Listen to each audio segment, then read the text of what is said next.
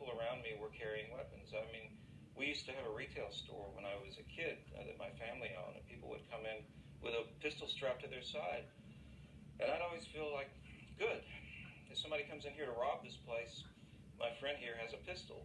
Do you feel comfortable, with people you don't know, being able to trust them? Anybody who's carrying a weapon, a concealed, what you can't carry open in this state, a concealed weapon in Westchester County, I am totally comfortable being around them, more comfortable than being around you, because I know what they, and I'm joking, but I know what they went through to get that permit. Is there a continuation of licensing? Like once you get your carry permit, you have to continue to be checked out psychologically and skills-wise? Because I don't know about psychologically. How you are, have to renew your license every few years. There was a lot of discussion about mental health issues, and one might be fine today, but something happens, and in a couple of years you're not. Yeah. Yeah, I mean, I don't own a handgun, and I don't carry, obviously, if I don't own one. And I don't really have a particular interest myself in carrying or in handguns generally, but I know there are a lot of sportsmen who shoot pistol competitively. I've been on the range with some of them, and it's a fine sport. I don't know what you actually have to go through to do it exactly, because I haven't done it, but I've read the statutes and I've seen the forms that you have to fill out, and I know it's a very long process. So anyone who's gone through that, I think, is probably a pretty stable, law-abiding citizen, and I think you probably couldn't identify. Let me ask it the other way. The contrary. If so many people are going through the process, should we all be going through the process to get carry permits? You should have the right to. Well, but should we be should we? Should you be forced to? No, forced to, of course not.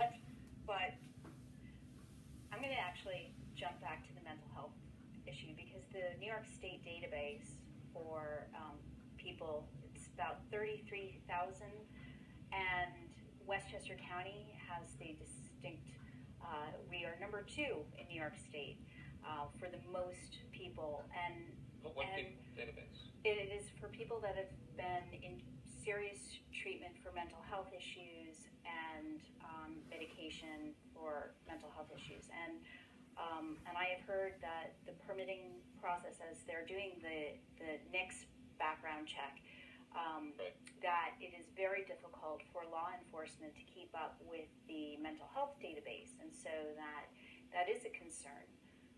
I just think it's an important point as we, and by the way, I do commend you for, I believe that you are absolutely incredibly good about, the safety aspect for your guns, and I think that's fantastic. But I do think that we really have to be aware that, there are people that unfortunately, legal weapons sometimes get into the hands of some pretty bad people.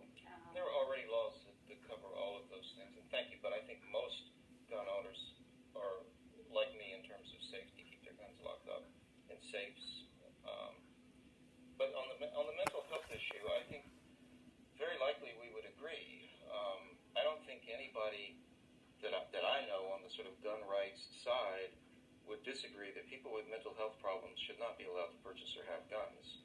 And that's really the crux of the matter. That's what happened at Sandy Hook, obviously. And frankly, almost any of these mass shootings, when you look at someone with mental health problems. I'm going to have to break in because we have another caller. Caller, you're on the air. Go ahead.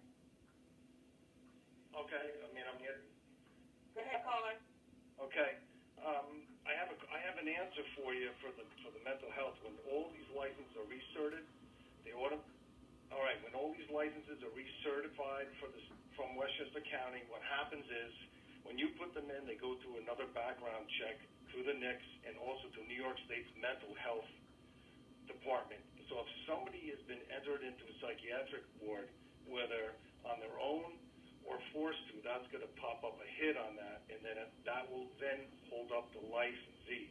So the licensee will not get their recertified, which alarms to the police, and the police, in fact, can remove the firearms from the house of the mentally ill. Whether the people in the house or got other licenses for the same pieces, they're removed from the residence until things are figured out. And that's how the mental health works, and also DCGS continues checking the entire state list.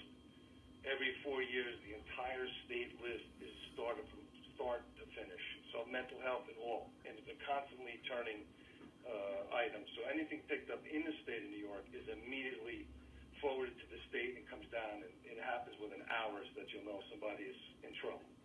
If they've been committed for psychoval. Correct. So any kind of the mental issues things, and even with the Fed level, they've spent billions of dollars doing that, and there's some lack in some of the states where BT, somebody didn't fill out the form, but that's a government failure. But the system for mental health, for the most part, since then has been really, the issues have been eradicated that we're stifling that information flow. Thank you, caller. Thank you. I have read to the contrary, so I will say I hope that the caller is correct, but what I was reading was actually from this past year, and it sounded like New York State hasn't quite worked out all the kinks with making sure that everybody that's on the list or belongs on the list would get the same sort of scrutiny. Yeah, I mean, mental health, I'm not a mental health professional by any stretch, but I would think it's a very difficult thing to determine when someone is mentally ill, and often the things that tell you that, it's too late then. But I don't think anyone would disagree that this is an area that we need to work on. Okay, well, we are actually very much running out of time. I should say that the caller who gave us that information is from the Westchester County Firearms Association, if I got that right. We could go on with this discussion for much longer, but we have exceeded our time as usual. So thank you both for joining us, and hopefully we can continue this kind of discourse because I think it's productive. And thank you all for watching. We're going to send it to Mike Witch, who's at the Emlyn Theater for the